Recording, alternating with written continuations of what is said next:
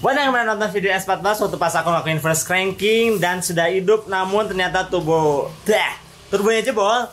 Nah sekarang turbonya sudah datang lagi dengan kondisi lebih bersih, clean, sudah di rebuild, oil sealnya sudah mantep banget. Dan ini sudah di vapor blasting. Apa itu vapor blasting? Vapor blasting itu semacam teknik untuk sandblasting, cuman dia pakai vapor dan pakai butiran-butiran semacam kaca atau silika. Jadi hasilnya nggak kayak sandblasting yang ngedoff, dia hasilnya lebih ke gloss. Ini kayak dicat tapi nggak dicat ya. Saya Fauzi, video kali ini kita bakal pasang lagi turbonya si S14 yang sudah di rebuild, yang sudah di repair, yang sudah clean banget, sudah bersih.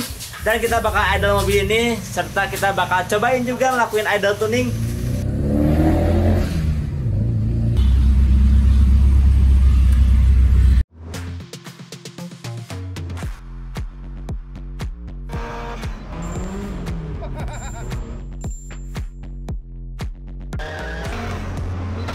Untuk perbandingan ini yang tidak di vapor blasting atau di sandblasting, jadi ini masih orisinilnya, buduk kayak gini, banyak oli, banyak kotoran, ya umur lah ya, enak banget dilihat, clean banget. Begitu pula oil sealnya sudah tidak ada spelang dan lain-lain, sudah oke. Ini sudah di rebuild, oil sealnya diganti, kemudian aku kurang tahu ini apakah ball bearing atau jurnal bearing, tapi ini harusnya sih kembali lagi seperti semula yaitu ball bearing ya. Nah sekarang kita rakit lagi turbonya, kita tempelin ke headernya, kita masukin lagi semua oil line-nya, kita masukin juga coolant line-nya. Karena untuk tipikal SR ini dia headernya masih standar, jadi untuk turbo dan headernya harus dipasang di luar baru kita bisa tempelin ke mesin. Untuk detailnya seperti apa aku udah bikin video bagaimana disassemble di turbo atau bagaimana cara pasang turbo, nah, ini di atas link ya. Sampai nunggu aki penuh, kita pasang oksigen sensornya dulu. Nah ini masih baru sih oksigen sensornya, Bosch. Nah, oksigen sensornya aku pakai dudukannya di yang aslinya, di yang lamanya. Ya karena yang lamanya juga memang sudah ada oksigen sensor, cuman dia hanya narrow band. Yuk kita coba hidupin lagi.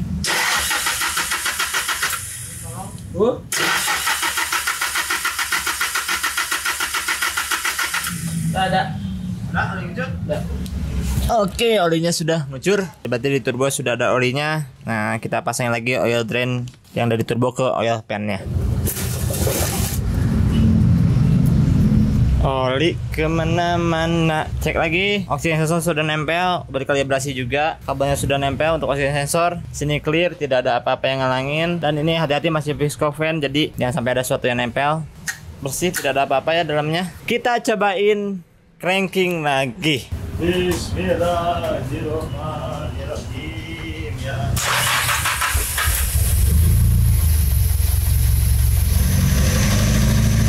Berapa itu? 5, 6,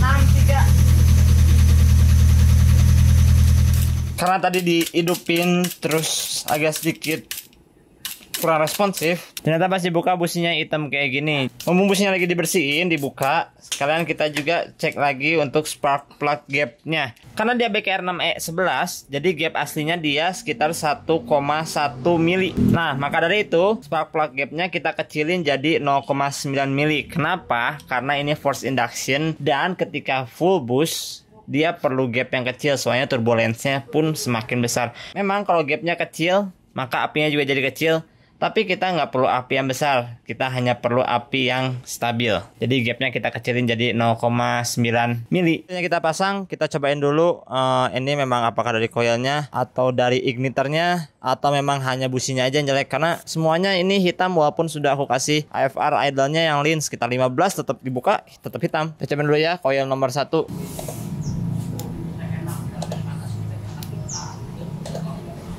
Oke, bagus.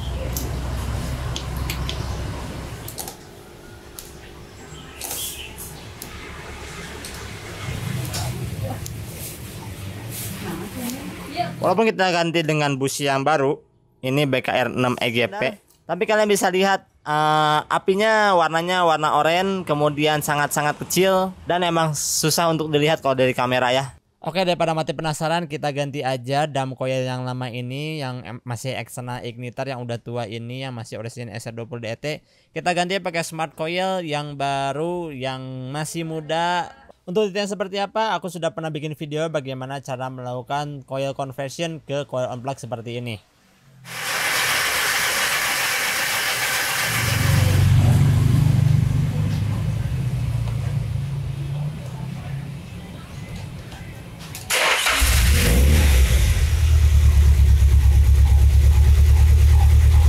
sekarang udah bisa idle.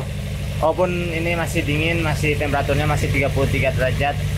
Idle-nya juga masih tinggi 1500, 1400. Kita coba turunin ya idle pas dinginnya ya. Ini extreme thing sih.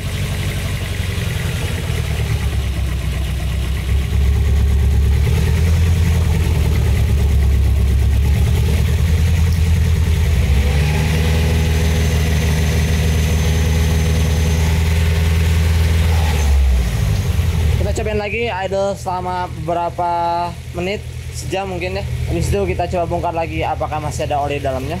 Setelah dibuka ternyata businya agak hitam seperti ini. Ini juga hitamnya agak sedikit aneh. Si businya cepat mati karena dia ngebakarnya juga bakar oli. Kalau bensin basah tapi dilap hilang. Kalau ini basah tapi kayak gulali. Sekarang kita coba lihat isi silindernya masing-masing dari lubang busi. Oke, ini nomor 1. Untuk nomor 2-nya, as you can see di sini masih tetap ada kayak gulali dalamnya. Ini bukan bensin sepertinya ya. Kalau bensin harusnya sudah menguap. Ini masih ada kayak gulali dalamnya. Untuk nomor 3 juga ya sama, masih ada kayak lapisan gulali lagi di atas pistonnya. Nomor 4-nya, nomor 4 sama kayak nomor 1. Dia tidak begitu parah lapisan gulalinya. Jadi yang paling parah ini adalah nomor 2. Ini nomor 3. Nomor 2 parah, lumayan parah ini. Kayaknya dalam banget itu lapisan olinya. Nah, sekarang mesinnya smooth kan? Karena tadi aku bersihin lagi si busnya, soalnya ya itu di dalamnya tuh oli semua. Nah, ini mulai nggak smooth lagi nih. Oh, kalau digas kayak gini, si businya mati sama oli, pincangnya makin parah. Kedengeran kan? Jadi si businya tuh selalu kotor sama oli. Padahal itu busi baru, koil juga baru, tapi ini semakin membaik sih. Asalnya idle-nya parah banget nih. Kelihatan basah, tapi kalau dilap dia nggak hilang. Jadi mengkilatnya karena oli. Daripada penasaran, ini juga bensin sudah habis, sudah di idle beberapa jam, udah lama banget. Kita cobain aja sambil isi bensin. Kita coba beberapa kali gas dengan AFR yang aman, dengan ignition timing yang aman. Jangan lupa nih, ini isi bensinnya harus Pertamax Turbo minimal. Jangan kalian isi Pertamax Elite atau Pertalite ya.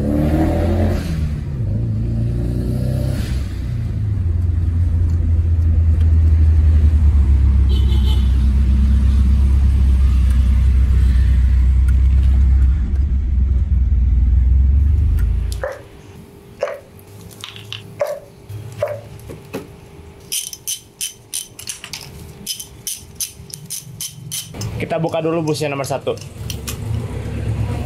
Oke, busnya nomor 1 seperti yang bisa kalian lihat, warnanya agak sedikit kecoklatan, tidak ada karbon, tidak ada oli. Safe berarti ya. Nomor 1 oke, good. Ini nomor 2.